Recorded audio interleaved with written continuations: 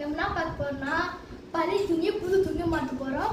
கரும் சாய போடுற வச்சு நாங்க மாற்ற போறோம். பாருங்க, இது மாதிரி இருக்கிற பழைய துணியை நாங்க புது துணியை மாற்ற போறோம். இந்த கரும் சாய போடுற வச்சுட்டு பாருங்க, இதோட கலர் வந்து கோல்டன் எல்லோ. இப்போ நாங்க இது வச்சுதான் நாங்க டை பண்ண போறோம். வாங்க, முதல்ல ஹார்ட் வாட்டர் எடுத்துக்கணும். அப்புறம் உப்பு போட்டு நல்லா மிக்ஸ் பண்ணணும்.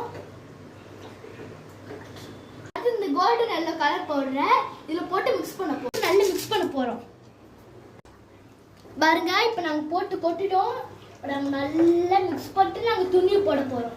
துணியை பக்கெட்ல போட்டு நல்ல மேஜிக் ஸ்டிக் வச்சு நாங்க கலக்க போறோம். பாருங்க, நல்லா போட்டு கலக்கணும். பாருங்க, இது ஒரு கலர் மாறிடுச்சு. நல்லா போட்டு எல்லா இடத்துல அப்ளை பண்ணோம். அடுத்து நாங்க இது போட போறோம்.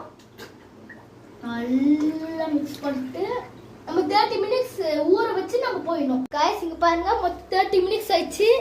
இப்போ நாங்க வெளியே எடுத்து அலச போறோம்.